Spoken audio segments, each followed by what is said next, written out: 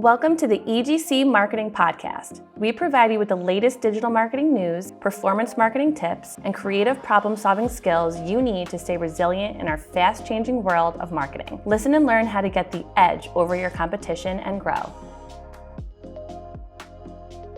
Hello, everyone, and welcome to the EGC Marketing Edge Podcast.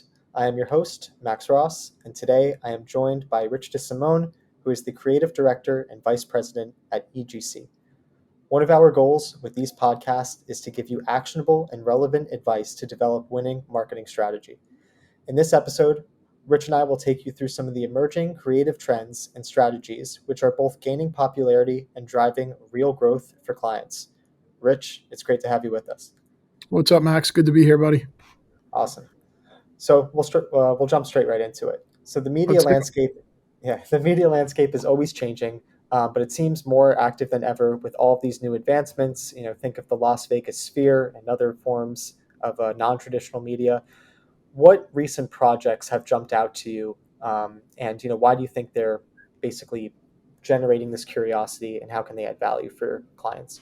Sure, yeah. The one piece that I see that keeps popping out to me that I've seen for a couple of clients now, I think I saw it with Maybelline, and I don't know if you're familiar with it, but it's the sort of CG stuff people are doing in the social space where the front of a subway is outfitted with a big set of eyelashes, and as the train pulls into the station in the UK, it goes under a mascara brush, and it sort of looks like it's getting lashes put on, and those things are gaining incredible traction. People are questioning. It actually looks like a piece of out of home. So people are questioning whether that's actually been installed or is it CG. We actually even debated it here. There was some people who thought it was real. And that's the stuff that I think is really getting a lot of traction when it's done right. And that one was done really well. They did it in London. They did it in the subway. They did it with a bus, which was really cool. I don't know why London seems to be the hotspot for it, but I also saw it for North Face there. They actually put the super trendy North Face puffer jacket on Big Ben, which was very popular and looked real. And there's been a few others. We've been looking at that stuff a lot. We've been talking to a lot of clients about it. The thing that's great about that is it looks like a piece of out of home. It gets a lot of traction, and then it gets picked up in the secondary trades as well. So it gets a lot of buzz outside of just your core audience or on social. So we're loving that stuff. And like I said, we're actively talking to a lot of our clients about making some of that kind of content. The cool thing about it too is while it might look expensive, it's not as expensive as you'd think. From a production standpoint, a lot of that stuff is shot with phones. You go to the spot where you want to recreate something like that, like Big Ben. You set up a couple of people in the shot. They're shooting it actually with their phones. It's being brought back to some animators who are then putting the jacket on Big Ben. But it's not as expensive as you'd think. And the sort of after effects of the amount of coverage you get from it is great. So that's what I'm really excited about. Definitely with, I guess, the case of the puffer jacket on Big Ben in particular, a lot of these, ads, if you want to call them, they look like they were amateur, in a sense that they were shot by a normal person capturing that moment. And, we do see, the rise of obviously, TikTok and social media.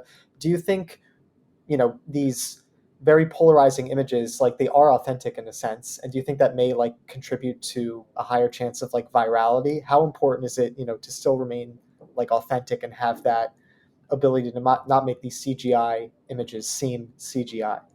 Yeah, that's a great point, because they do seem like just your average person sort of picking it up and shooting it. And I think that's honestly what separates the good ones from the great ones, or the good ones from the crappy ones, because I've seen a lot of bad ones where it's obvious it's CG, it looks overproduced. They've done everything that you probably shouldn't do, and it's probably not performing like it should. To your point, these examples we shared look so organic. I think that's part of, to what you're saying, the virility of it. I think that's what helps it catch fire quickly. Is people are sort of, I feel like they want to believe it's real. They're not sure. So I think that uncertainty is what helps make it so shareable. And I guess, transitioning from the actual content itself to the vessels in which content is delivered, we're seeing that shift as well. Like mainly Mm-hmm. with two examples I could think off the top of the bat is obviously the Sphere in Las Vegas. It Mm-hmm. was especially popular during, F1, and even Yeah. these, billboards that are, three-dimensional. You see like shoes coming out of boxes or oceans pouring water onto a street.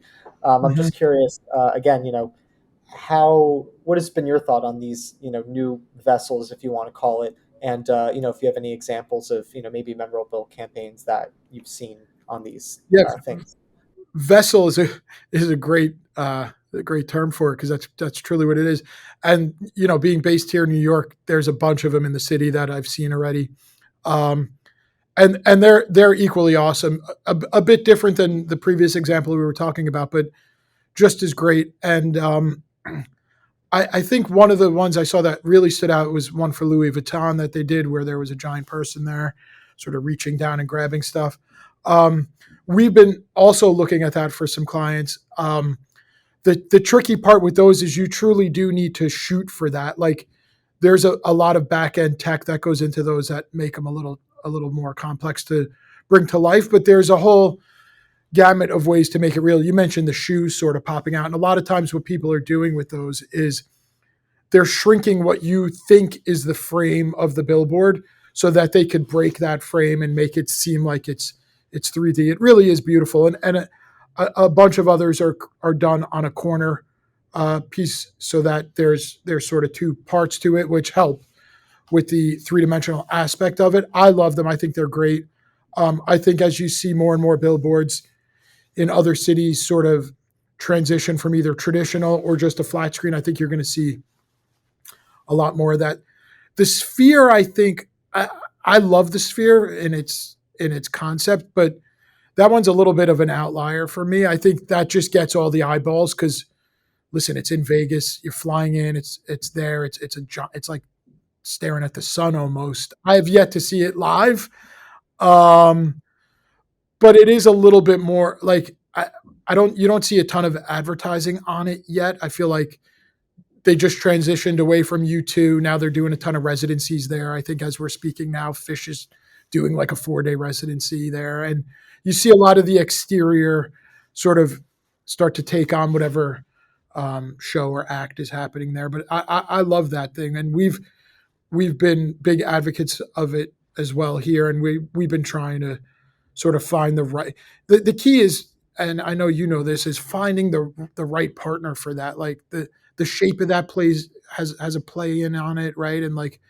there's a bunch of factors to it. Like we try to make sure it's the right fit, no matter what the case is. Like making sure the media works for the client is important, and make sure we're not just sort of trying to jump into something because it looks cool but doesn't make the most sense. Isn't the best use of dollars, obviously, but yeah, we're always looking for these kind of solutions for our clients. Yeah, most definitely. Do you see marketing, or rather these campaigns, start to become like more experiential, especially like with the case of the Sphere? Like when you're inside it, you're fully immersed. If Mm, someone is running some type of campaign and all of your senses are stimulated, is mhm, that where the future may be heading? I'm thinking about it particularly in the augmented reality spaces with these headsets. mm, How that's affecting some of the campaigns. I know that there was recently a partnership between Apple Vision Pro and the PGA Tour, to where you're mm. basically going to be able to immerse yourself in, a golf tournament, track the holes, whatever. Yeah, I'm wondering just how AR. Obviously, we could have our own episode on this and go on and on, but just totally. how that's Yeah. impacting, the decision making and strategic choices of some of the clients. Yeah, I think we all know Apple sort of always sets the stage for what's to come. So I think now that those have sort of officially gotten into the hands of a lot of people, I think right now they're not totally mainstream, right? Like we see a lot of guys walking around in LA with them on, getting out of their, Tesla Cybertrucks, right? It's like it's not with the masses yet, but I think as it becomes more attainable, it's going to be much more popular. But to the first part of your point about the immersive experiences, I think those have always been part of the sort of advertising landscape. I think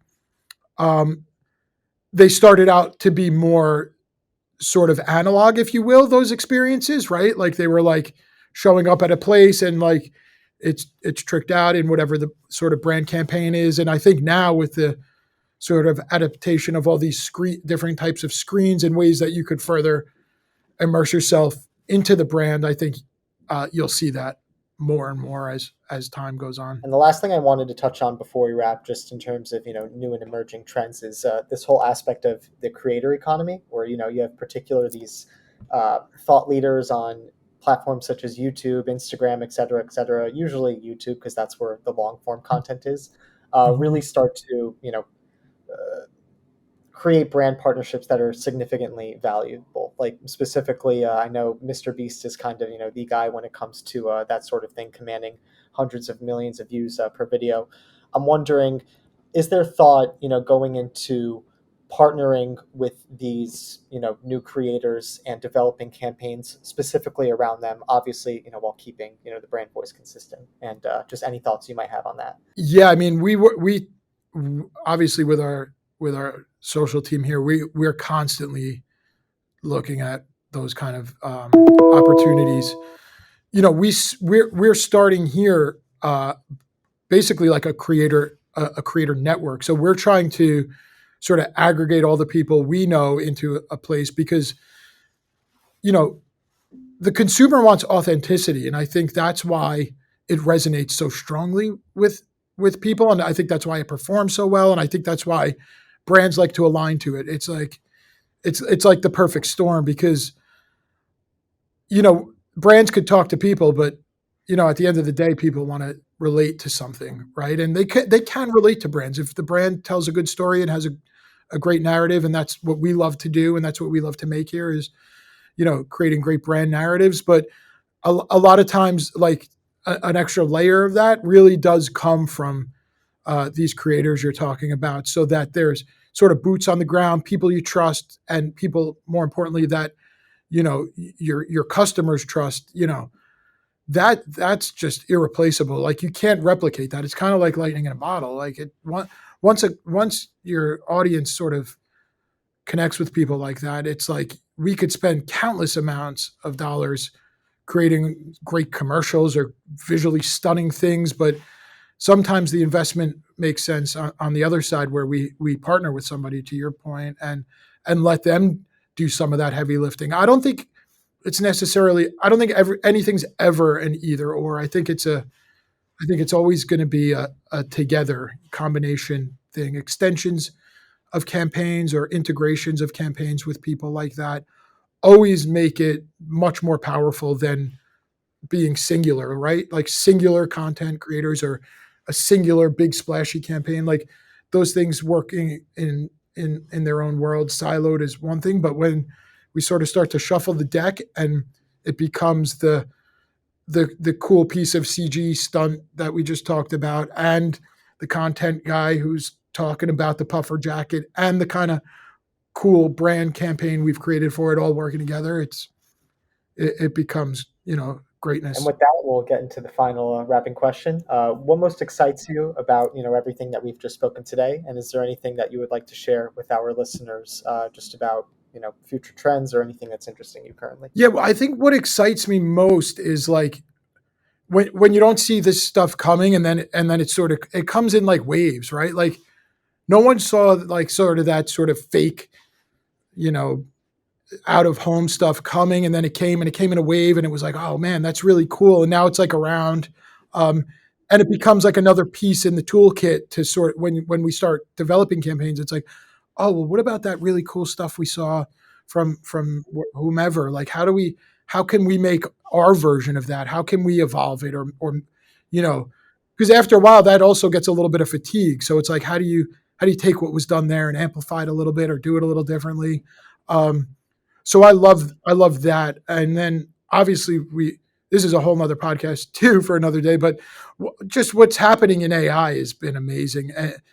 Just from in the creative sense, a lot of people talk about ChatGPT and some of the other stuff, but even from a visual standpoint, the stuff that I'm seeing being done, I was just at AI conference, and I was chatting with one guy, and he was showing me some stuff he was doing in video videos, and the stuff he made was just unbelievable. And from the imagery that he created to then bringing it into sort of animating software in AI, and then bringing it out to the platforms, it was truly amazing. And the more we embrace that kind of stuff, the better everything becomes, and the better everyone else can do their job. So I get excited about all that stuff. Same here. And with that, we're just Cool. about ready to end. So thank you, everybody, for tuning in. If you found this podcast to be useful, please like, share, subscribe. We have a great series of additional speakers in the pipeline, so do feel free to stay posted, and we will see you all later. Rich, thanks again. Thanks, Max.